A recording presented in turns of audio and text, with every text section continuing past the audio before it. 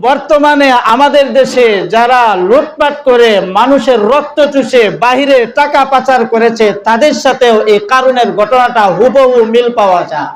সূরা কসসের 7 নম্বর রুকুটা যে তিলাওয়াত করব এবং এটার অর্থ বলবো, পাশাপাশি সমসাময়িক যা আমাদের দেশে ঘটে গেছে এবং ঘটতেছে এইগুলো আলোচনা করা হবে। যদি আমরা মন দিয়ে খেয়াল করে যদি আমরা এই তর্জমাটা শুনি তাহলে কারুনের পাশাপাশি আমাদের জামানার কারুনদের ঘটনাও ফুটে উঠবে। কারুনকে আল্লাহ পাক রব্বুল আলামিন অনেক ধন সম্পদের মালিক বানিয়েছিলেন, অনেক ধন সম্পদের মালিক হয়েছিল।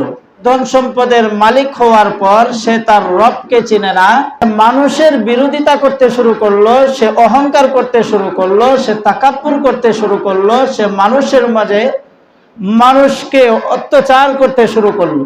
আল্লাহ তাআলা মূসা আলাইহিস সালাতু ওয়াস সালামকে বললেন, ফেরাউনকে যে দাওয়াত দাও।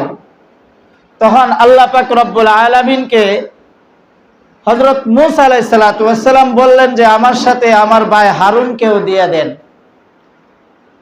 যখন আল্লাহ পাক রব্বুল আলামিন হারুন আলাইহিস সালাতু ওয়াস সালামকে মূসার সাথে ফেরাউনকে দাওয়াত দেওয়ার জন্য নবুয়তের অংশীদার বানিয়ে দিলেন, দেওয়ার পরে এই কারণে তেলে বেগুনে জ্বলে উঠল।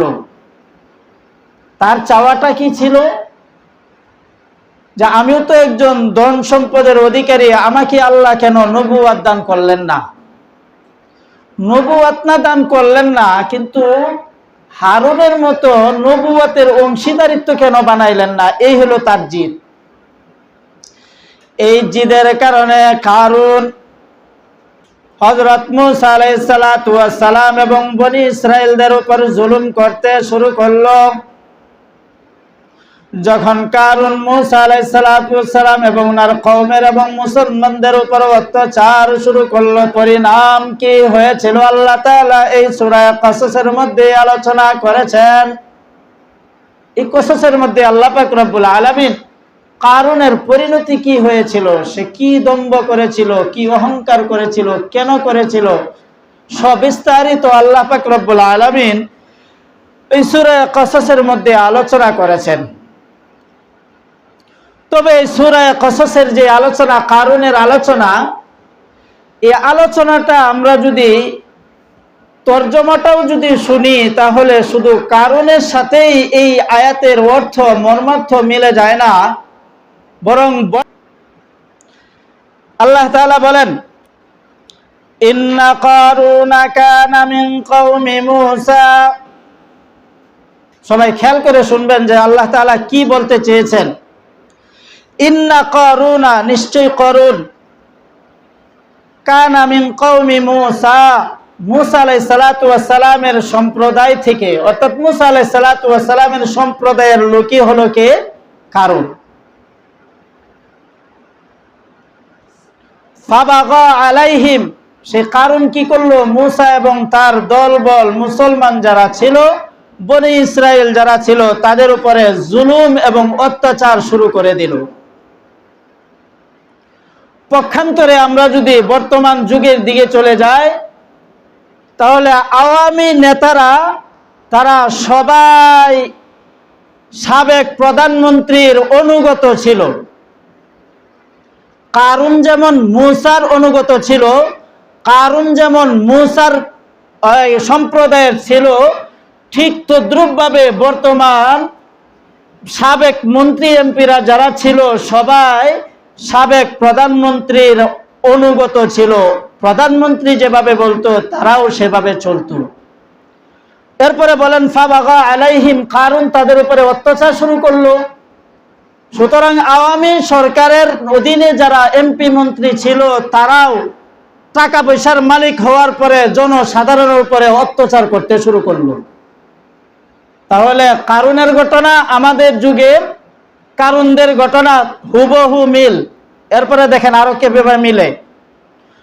ওয়া আতাইনাহু মিনাল কুনুজি মা ইন্না মাফাতিহাহু লাতানু বিল উসবাতি উলিল কুওয়া। আল্লাহ তাআলা বলেন ওয়া আতাইনাহু, আমি কারুনকে দান করেছি, দিয়েছি, মিনাল কুনুজি, ধন ভান্ডার, টাকা পয়সা, ধন দৌলত, সম্পত্তি আমি আল্লাহ তাআলা কারুনকে দান করেছি। ইন্না মাফাতিহাহু লাতানু বিল উসবাতি উলিল কুওয়া। তবে কারুনের যে ধন সম্পদ ছিল, দরজার মধ্যে তালাগুলো ঝুলানো ছিল, সেই তালাগুলোর চাবি বড় একটা দল বহন করতে হতো। বরং বড় একটা দল, শক্তিশালী একটা দল তার গুদাম ঘরের তালার চাবিগুলো বহন করত, এরপরে কষ্টকর হতো। মানে অনায়াসে সহজভাবে চাবিগুলো বহন করতে পারতো না। বড় একটি দল, শক্তিশালী একটি দল, তার চাবিগুলো বহন করতেও কষ্টদায়ক হতো। পক্ষান্তরে বর্তমান যুগের এমপি মন্ত্রীদের অবস্থা ছিল, ওয়া আতাইনাহু মিনাল কুনুজি, তাদেরকে আমি রাজত্ব দান করেছিলাম। আল্লাহ তাআলা বলতে চেয়েছেন যে আমি তাদেরকে ক্ষমতা দিয়েছিলাম। এই ক্ষমতার অপব্যবহার করে মাফাতিহাউ লাতানু বিল উসবাতি উলিল কুওয়া, তারা এমন ধন সম্পদের মালিক হয়েছে যে তাদের টাকা পয়সার বস্তা একটা দল বহন করতেও সক্ষম না। হিসাব করে দেখেন, কারুনের চেয়ে আমাদের দেশের কারুনরা কিন্তু কম করে নাই। বস্তার পর বস্তা টাকা, এটা তো হলো বস্তার টাকা, নগদ টাকা পাওয়া গেছে। আর যেগুলো ব্যাংক ব্যালেন্সে আছে, যা পাচার করছে, সবগুলো মিলাইয়া প্রত্যেকটা মন্ত্রী এমপিদের যদি চেক করা হয়, তাহলে তাদের টাকার বস্তা বহন করতেও একটা দলের জন্য কষ্টকর হয়ে যাবে। সুতরাং মুসা আলাইহিসসালাতু ওয়াসসালামের জামানায় কারুনের চেয়ে আমাদের যুগের কারুনদের অবস্থা কোনো দিক দিয়েই কম না। এরপরে আল্লাহ তাআলা বলেন, ইয ক্বালা লাহু কওমুহু লা তাফরাহ ইন্নাল্লাহা লা ইউহিব্বুল ফারিহিন। তখন কারুনের সম্প্রদায়ের লোকেরা, তার দেশের লোকেরা, তার এলাকার লোকেরা বলল, হে কারুন, তুমি ধন সম্পদের মালিক হয়েছ, এই জন্য গর্ব করো না, অহংকার করো না। অহংকারকারীকে আল্লাহ তাআলা পছন্দ করেন না। পক্ষান্তরে আমাদের দেশে যারা রাজত্ব চালিয়েছিল বিগত কয়েক বছর, তাদেরকে আলেম উলামাগান সহ তৌহিদি জনতা, মানুষ, বিরোধী দল সবাই সবসময় সতর্ক করেছিল, আপনারা রাজত্বের মসনদে বসে কখনোই অহংকার করবেন না, মানুষকে হত্যা করবেন না, মানুষের উপর জুলুম করবেন না। কিন্তু তারা এইগুলো মানে নাই। সব সময় তাদেরকে সতর্ক করা হয়েছিল, আপনারা যেভাবে জুলুম করতেছেন, এইভাবে জুলুম করলে আল্লাহ তাআলা সহ্য করবে না। শাপলার ময়দানে, শাপলার চত্বরে আপনারা যে জুলুম করেছেন, এই জুলুম আল্লাহর আরশ পর্যন্ত কেঁপে উঠেছিল। আপনারা যেই বিডিআর হত্যাকাণ্ড ঘটিয়েছিলেন, তখন কাও আল্লাহর আরশ পর্যন্ত কেঁপে উঠেছিল। আয়না ঘরে আপনারা যে সমস্ত আচরণ করেছেন মানুষদের সাথে, ওই সমস্ত মানুষের আহাজারি এবং রোনাজারির কারণে আল্লাহর আরশ পর্যন্ত কেঁপে উঠেছিল। এই বৈষম্য বিরোধী আন্দোলনে ছাত্রদের উপর যেভাবে অনাচারে আপনারা আক্রমণ করেছেন, গুলি চালিয়েছেন, আল্লাহর আরশে কম্পন সৃষ্টি হয়ে গিয়েছিল। এভাবে তাদেরকে একের পর এক আলেম উলামারা ময়দানে এমনকি বিভিন্নভাবে তাদেরকে সতর্ক করা হয়েছিল, কিন্তু তারা তা মানে নাই। যেভাবে কারুনকে তার এলাকার লোকেরা বলেছিল, আপনি দম্ভ করবেন না টাকা পয়সার কারণে, ধন সম্পত্তির কারণে, সুতরাং এই দম্পত্যকারীকে এবং অহংকারকারীকে আল্লাহ পছন্দ করেন না। এই বর্তমান যুগের কারুনদেরকেও সতর্ক করা হয়েছিল, ওই কারণও মানে নাই, আমাদের যুগের কারুনরাও মেনে ছিল না। এরপরে বলা হয়, আল্লাহ তাআলা বলেন, ওয়াবতাগি ফীমা আতাকাল্লাহুদ দারাল আখিরাহ। আল্লাহ তাআলা বলেন কারুনকে, কি বললেন? ওয়াবতাগি ফীমা আতাকাল্লাহ, আল্লাহ তাআলা তোমাকে যেই সম্পত্তি দান করেছেন, এই সম্পত্তি দিয়ে তুমি আখিরাতের বাস তালাশ করো, অর্থাৎ কি আখিরাতের আরাম তুমি তালাশ করো।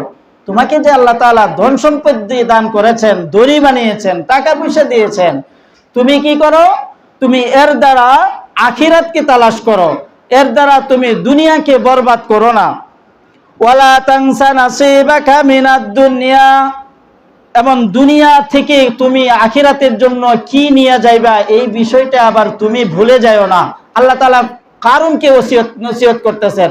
মানুষে তখন বলতেছে যে তুমি আখিরাতটাকে ভুলে যাও না, দুনিয়ার অংশ, দুনিয়া থেকে যে তুমি আখিরাতের জন্য নিয়ে যাইবা নাজাত পাওয়ার জন্য, এই বিষয়টাও তুমি কখনোই ভুলে যেও না।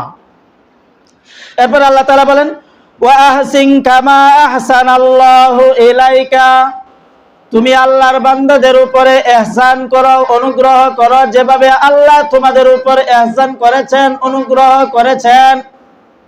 অর্থাৎ এটা দ্বারা আল্লাহ তাআলা যেন বুঝাইতে চেয়েছেন তোমরা ক্ষমতায় ছিলে, ক্ষমতায় থাকো, তোমরা মানুষদের উপরে অত্যাচার করিও না, জুলুম করিও না।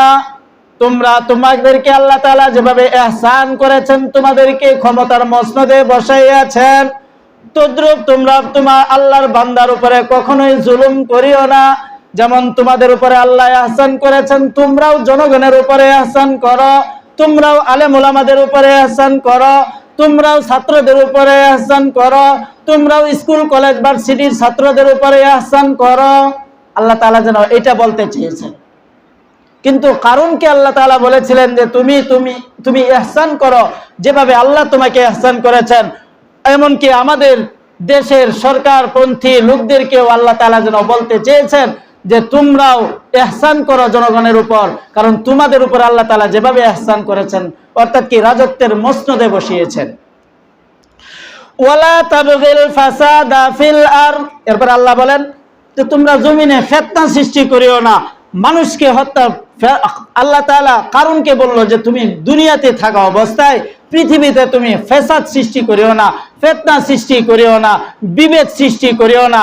এই কথাটা যেন আল্লাহ তাআলা আমাদের সরকারকে বলতে চেয়েছিলেন যে তোমরা দুনিয়ার রাজত্ব পেয়ে দুনিয়াতে তোমরা হত্যাকাণ্ড চালিয়ে তোমরা মানুষের মধ্যে বিভেদ সৃষ্টি করিও না, আরেকজনের গোলামি করতে যায় আমাদের দেশের মানুষদের উপর তোমরা ফিতনা সৃষ্টি করিও না, তাদের মধ্যে বিভেদ সৃষ্টি করিও না। এরপরে আল্লাহ তাআলা বলেন ইন্নাল্লাহা লা ইউহিব্বুল মুফসিদিন, আল্লাহ তাআলা কোন মুফসিদ ফিতনাকারীদেরকে আল্লাহ তাআলা কখনোই পছন্দ করেন না, মহব্বত করেন না, ভালোবাসেন না। এরপরে আল্লাহ তাআলা বলেন ক্বালা ইন্নামা উতিতুহু আলা ইলমিন ইনদি, যখন এই কথাগুলো বলা হলো তখন কারুন কি বলল যে হে মুসা, তুমি তো বলতেছো, সবাই বলতেছে আমি ধন সম্পত্তির মালিক হয়েছি, এইগুলোর মালিক তো হয়ে গেছি আমার কৌশলের কারণে, আমার কৌশলের কারণে। কারণ বলল যে আমি যে ধন সম্পদের মালিক হয়ে গেছি এইগুলোর একমাত্র কারণ হলো আমার বুদ্ধিমত্তার কারণে, আমার কৌশলগত কারণে। সুতরাং আমাদের দেশের কারণরাও তারাও এটা মনে করেছিল যে আমরা ক্ষমতায় আসার কারণে মানুষের ধন সম্পদ রক্ত চুষে টাকা নিয়েছি, এটা আমরা ক্ষমতায় আসার কারণে, আমাদের অন্য কোনো কারণে নাই। এরপরে বলেন আওয়ালাম ইয়ালাম আন্নাল্লাহা ক্বাদ আহলাকা মিন ক্বাবলিহি মিনাল কুরুনি মান হুয়া আশাদ্দু মিনহু কুওয়াতান ওয়া আকথারু জামা। আল্লাহ তাআলা এখানে একটা দৃষ্টান্ত পেশ করেছেন যে কারণ তুমি কি জানো না তোমার পূর্বে তোমার চেয়ে আরো কত শক্তিশালী এবং কি কত ধন সম্পদের মালিক ছিল, আমি আল্লাহ তোমার পূর্বে তাদেরকেও ধ্বংস করেছি, সুতরাং তোমাকেও ধ্বংস করতে এক সেকেন্ডেরও সময় লাগবে না। সুতরাং আল্লাহ তাআলা যেন এটাই বলতে চেয়েছেন, হে বাংলাদেশের অধিবাসীরা, তোমাদের মসনদে যারা বসে আছে তাদের পূর্ববর্তী যারা ছিল কাফের ছিল, মুশরিক ছিল, বেঈমান ছিল, তারা ফেরাউন ছিল, নমরুদ ছিল, কারুন ছিল, এমনকি উতবা ছিল, সাইবা ছিল, আবু জেহেল ছিল, সবাইকে আমি নির্মমভাবে দুনিয়া থেকে তাদেরকে আমি আল্লাহ লাঞ্ছিত এবং বঞ্চিত করে বিদায় করেছি। সুতরাং তোমরাও স্মরণ রাখো, তোমরা সম্পত্তির অধিকারী, তোমরা বাংলাদেশের মসনদে বসে মানুষের উপরে যদি জুলুম করো তাহলে তোমাদেরকেও তাদের পরিণতি ঘটাবো। তাদের যে পরিণতি হয়েছে তোমাদেরকেও সেই পরিণতি, তোমাদেরও সেই পরিণতি হবে। ওয়ালা ইউসআলু আন যুনুবিহিমুল মুজরিমুন, আল্লাহ তাআলা বলেন তারা তো এমন পাপ করছে যে পাপের কারণে তাদেরকে আর শাস্তির কথা জিজ্ঞাসা করার দরকার নাই। কারণ এমন পাপ করেছে যে তাকে আর জিজ্ঞাসা করার দরকার নাই যে তুমি কেন এই পাপটা করেছ, জিজ্ঞাসা করা ছাড়াই তাকে শাস্তি দেওয়া হবে।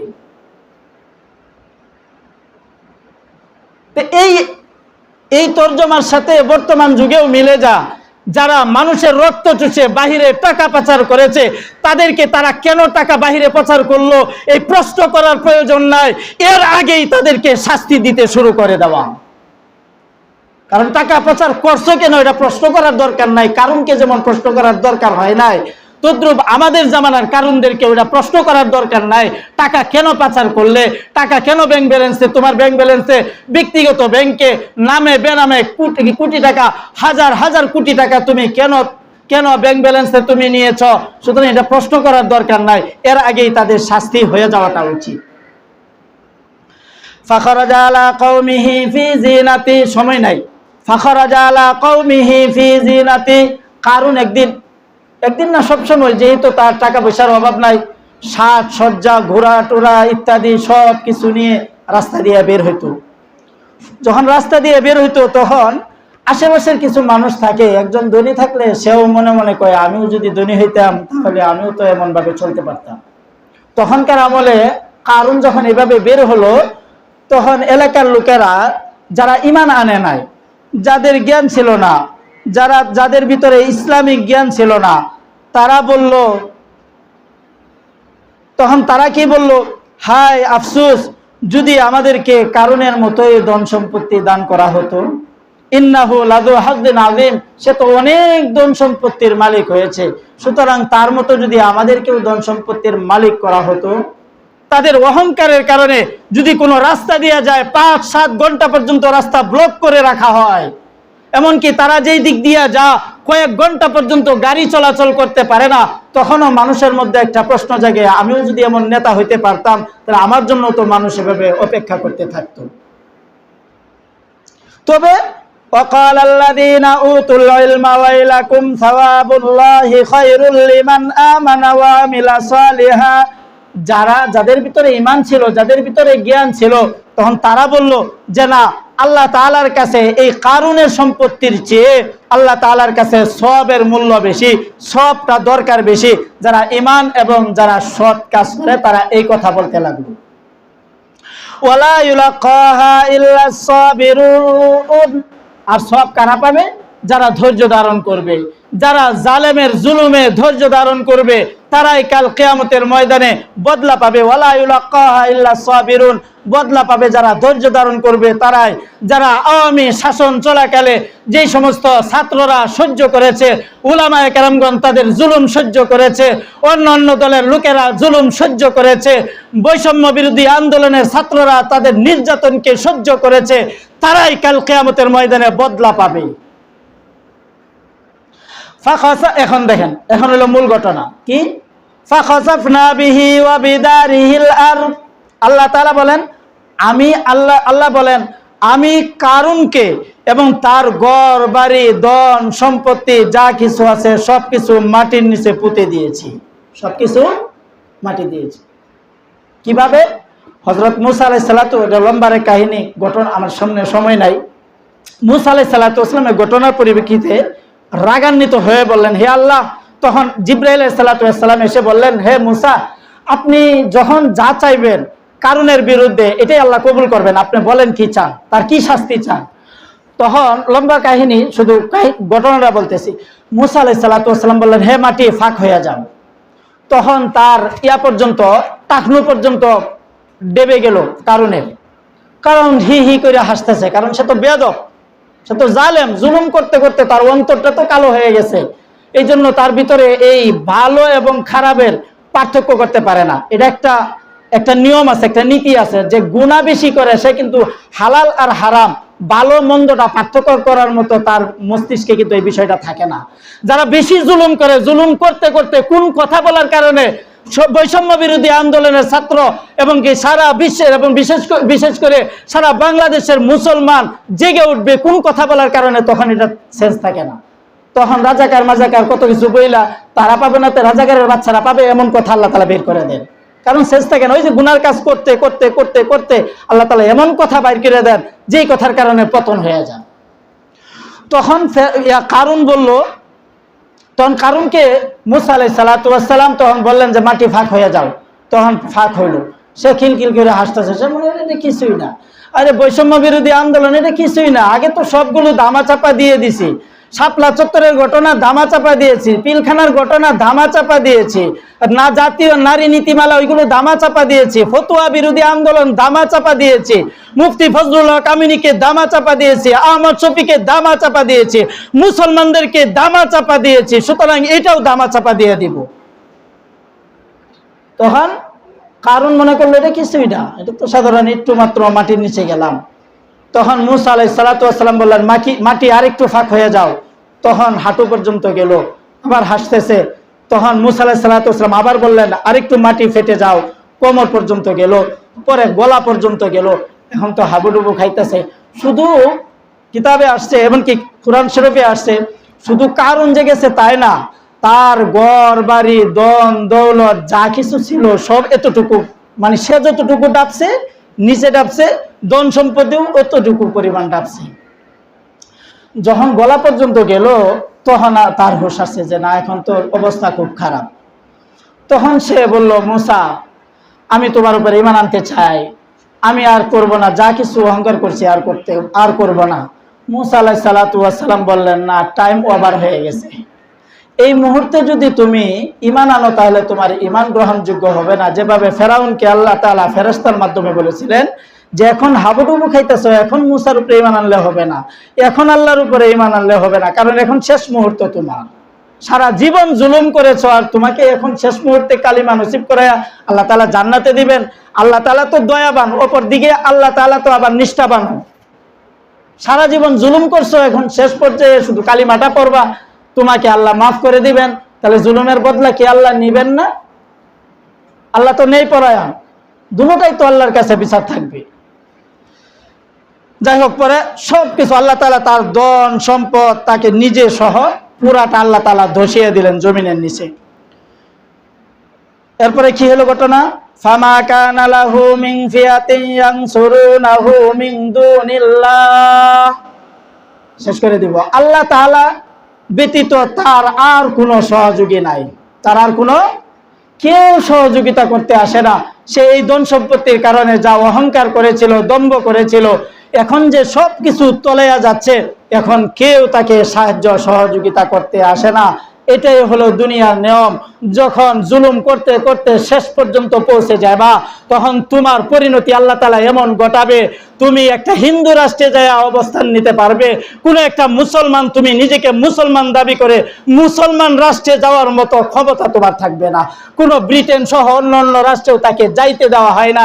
এটাই আল্লাহর একটা খেলা, এটা আল্লাহর একটা নীলা, যে আমার উলামায়ে কেরামদের উপরে, জনসাধারণের উপরে তুমি 15টা বৎসর পর্যন্ত জুলুম করেছো, নির্যাতন করেছো, তোমার আবাসস্থল ছেড়ে তোমাকে দেশ ত্যাগ করে যেতে হয়েছে, একটা হিন্দু রাষ্ট্রে যেতে হয়েছে, মুসলমানের রাষ্ট্রে তুমি যাইতে পারো না।